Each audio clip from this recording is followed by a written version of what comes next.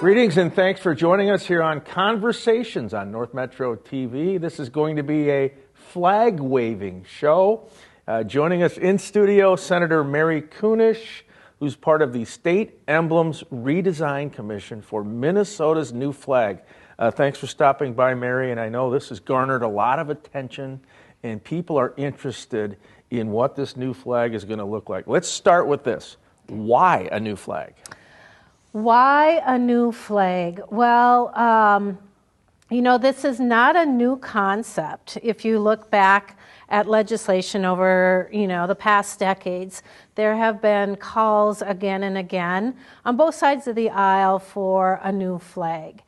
And I'm just finishing my third year in the Minnesota Senate, but I spent 4 years in the Minnesota House. And Representative Mike Freiberg and Representative Peter Fisher approached me when I was in the House and said, "Do you want to work on maybe getting a new flag?" And I asked them, okay, what's going on? What's the impetus behind this? And there have been a couple of folks that are vexologists, flag experts. That was a new word that I learned, who had been coming to the Capitol, for many years, suggesting a change. And then I believe it was Representative Fisher, who had a group of students come to him and suggest it. And so that kind of started my ascension into this group. But the more I studied about it and the more I learned about it, if you look at the visuals, the pictures on the flag, there are some things that are still very upsetting to our Indigenous, our Native American people. And it's not just interpretation of the image. There actually was a poem by Seth Eastman, his wife, wrote a poem about give way, basically give way to the white people, manifest destiny. And, we just felt it was time to refresh and update. And there's a lot of states that are doing this at this time. And we thought this would be a good time to do it. We've seen sports teams change their names that, previously had Native American nicknames and things like that. Did you get feedback from the Indigenous community about, hey, this is time, we need to pivot, we don't like this? Mm-hmm. Yeah, that's been a conversation along the way. We just recently passed legislation to ask those schools that still have Native mascots, Native names or images to change that out. And so, that's definitely been part of the conversation with our Native communities. So the committee, it's basically 12 people. You're one of them. How did you get onto this group? Well, I'm the author of the bill. Awesome. In the Minnesota Senate. And so I carried the bill, and we had really good discussion hearings during session. And then when we passed the bill, the majority leader or the leader of the Senate and the House can decide which representatives from the legislature can serve on it. And it was just sort of a natural choice, being the author, that I would be chosen as the DFL representative. So when it came out that Minnesota was going to get a new flag design, state seal as well, and the population was going to be involved, you get a tidal wave of response. Over 2,000 people submitted new flag designs. Yeah. Did you expect that? We really did expect that. I'm a little surprised we didn't even receive more, because there were other states that recently had changed their flags, and they also had thousands and thousands of submissions. We got the word out to schools, to design organizations, to the general public as best we could. And we were fully expecting to have at least that many. Yeah, so you had to boil it all down to just a few. Yeah. We've reached the stage where there's the final selections of what might be the new Minnesota state flag. Let's take a look at some of those, and we'll get your comments as we go. So, Number one is up there on the monitor here in the studio. And the one theme that I've noticed, the North Star seems to be prevalent here in the North Star State. Yep. It really is so many stars and so many different renditions of the stars. The one that we're looking at has the blue background and the four spiked star with a snowflake in the middle. And it's really simple. I think it speaks a lot to Minnesota, the blue being the land of sky blue waters, the North Star in the background, and of course our ever-loving Minnesota and the snowflakes. So yeah, this one, the simplicity caught a lot of people's interest, and again, just the simple symbolism on it just makes it an easy choice. All right, let's continue with the Fab Five, if you will. Yeah. This is the one I like. You have the North Star. You have, I'm assuming the white is for the sky. The blue could be the lakes, the rivers. Your thoughts on this one? Yeah, this one is, I mean, there's a lot of movement. There's a lot of action on this one. As you said, the white can be the sky, but maybe it's the snow tundra coming in. Maybe it's the aurora borealis meeting the waters, which, you know, of course, we are the state where the Great Mississippi River begins. It could easily represent Mississippi. We had a meeting today for the Flag Commission, and we looked at different renditions of this one, adding some green to it. I had at one point suggested green on those dark spirals into the blue, thinking, well, maybe we could use that as representation of agriculture and green, but once they put it in there, it didn't look so good. So one thing to know is that we can make changes to these. So if we like a different color or a different star, that was part of the deal when you submit your design, that we have the freedom to make some of those tweaks that we think will work best. So that's a bold look. Let's check out the next one. Again, the star is the star of the flag, right? Yeah, 100%. You know, blue meaning the water, green meaning the fertile, beautiful land of Minnesota.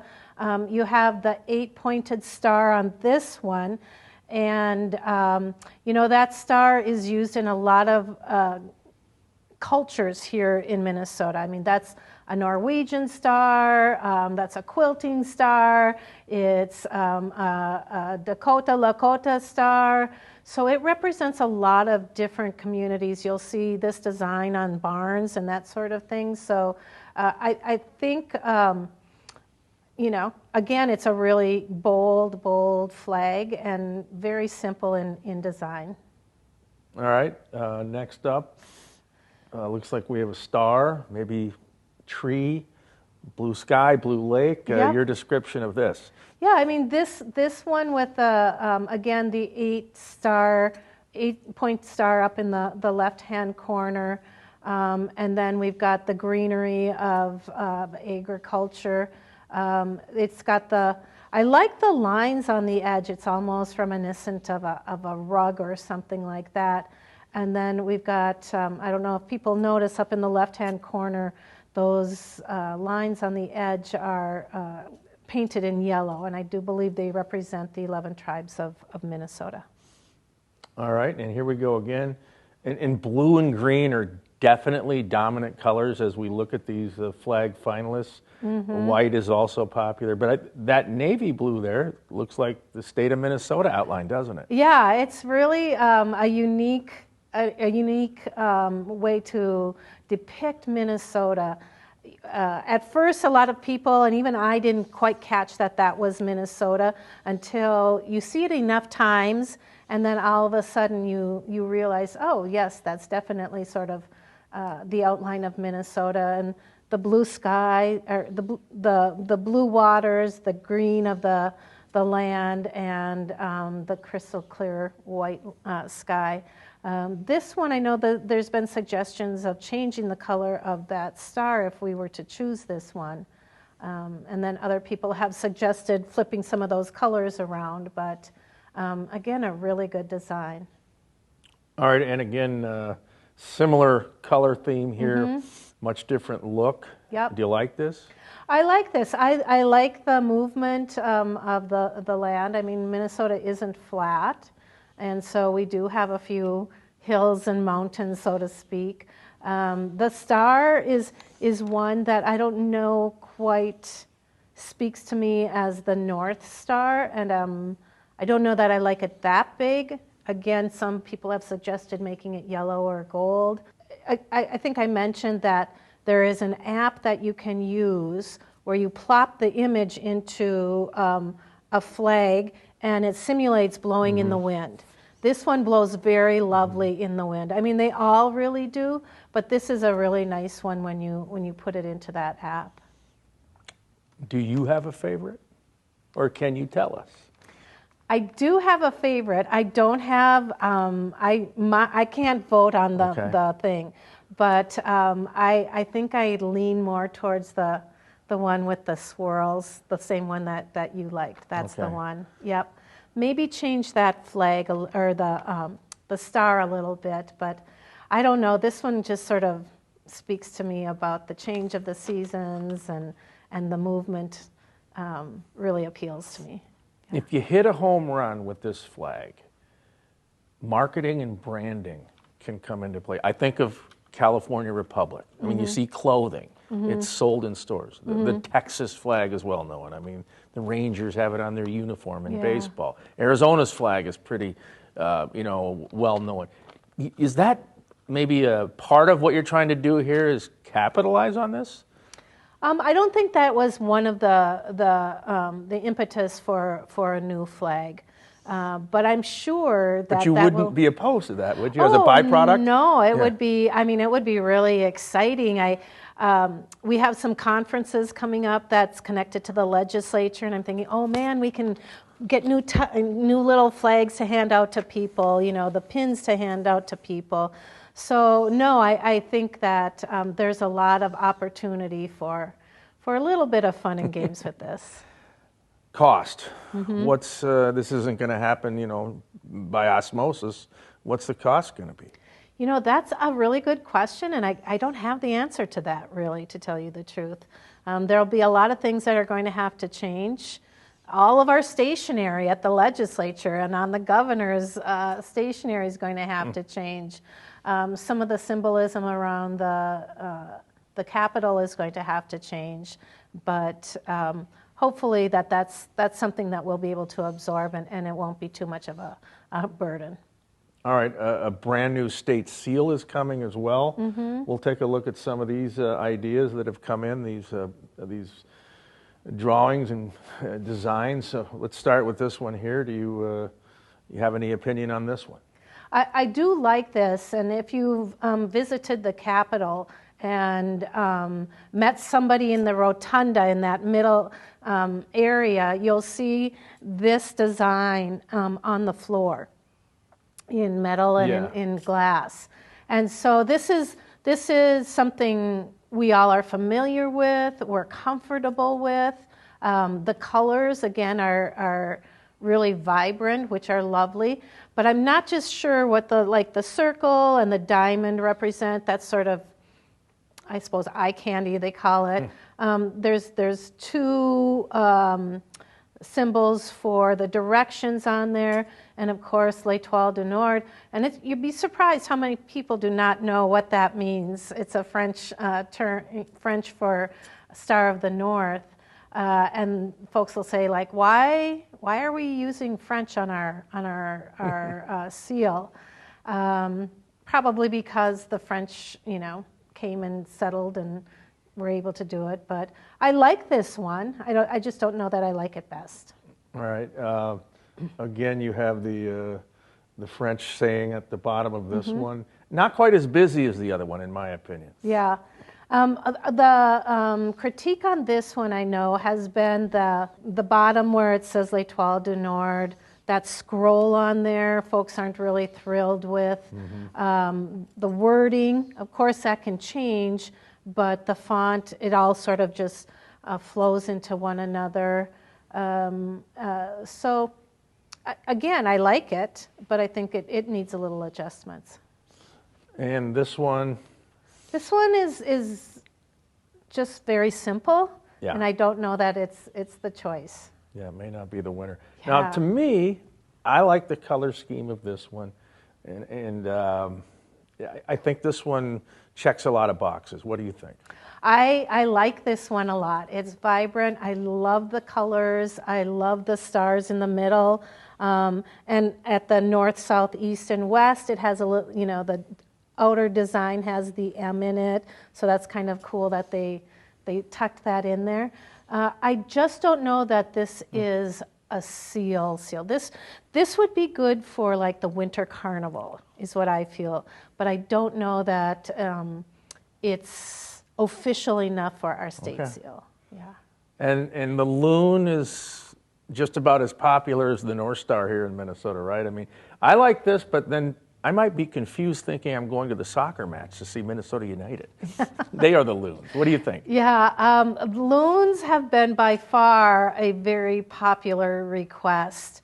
But as it was pointed out during one of our meetings that we had last week in person, the loon for us here in the Twin Cities is a big deal. We know about the loons, but there are no loons in southern Minnesota. Mm-hmm. There are lots and lots of people that have never seen a loon, have never heard a loon, and yes, it's our state bird.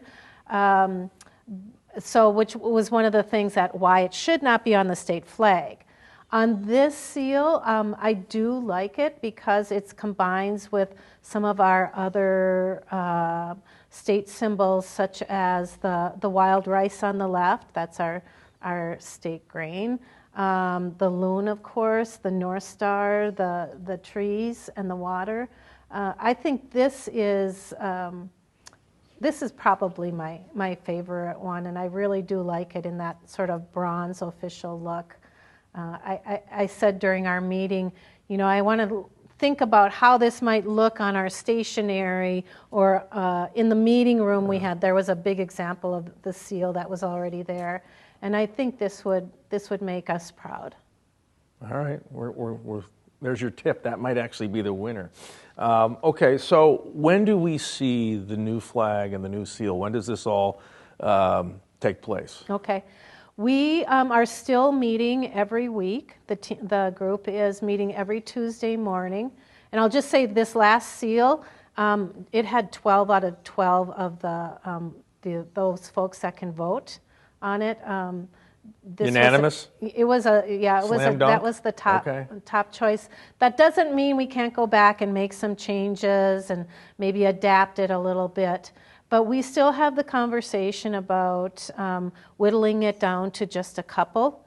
And if you go to the website, and I'm afraid I don't have the address off the top of my head, but there will be opportunity for public comment on our final 6 and our final 4 of the seals. And we'll be taking all of that into consideration. And then the group that's voting is going to be able to whittle it down to those last 3 and eventually down to 1 by the end of the year, and then present that to the legislature when we begin to meet again in February. All right. Anything you want to add? It's just been such an incredible experience, especially when the designs started coming in. There were, of course, thousands and thousands of really, really great designs that were offered, a lot of them that came in from kids. And I really, I was a teacher for a long time, so I loved seeing that. One of the principles of a good flag of vexillology is one that a kid could draw or paint or replicate from memory. So that was a great one, to see all the different ways you could morph a loon or the lady slipper or the different parts of Minnesota into a flag was just really fascinating. I don't know if people looked at it, but there was one that was a bobber. There was one that had a hot dish in the middle. There were a lot of fun ones. I mean, somebody sent in a picture of their dog, and this is serious business, but that doesn't mean that we can't have a little bit of fun with it and really enjoy people's creativity. Yeah. And it's really a powerful decision, though. I mean, the flag is kind of a window into the state, right? I Yep. mean, it's what everyone sees. Yep, yep, and it's just really exciting that Minnesotans are considering this, and that we can possibly get something new and exciting, and really revive, kind of rejuvenate Minnesota. Not that we don't need a lot of excitement here, but I'm really excited about it and proud to be part of it. All right, well, Senator Mary Kunesh, thanks for stopping by. We can't wait to see which flag wins, which seal wins, and how it all goes when we have a decision made in a few weeks. Yeah, I'm excited too. Thank you. All right, this has been Conversations here on North Metro TV.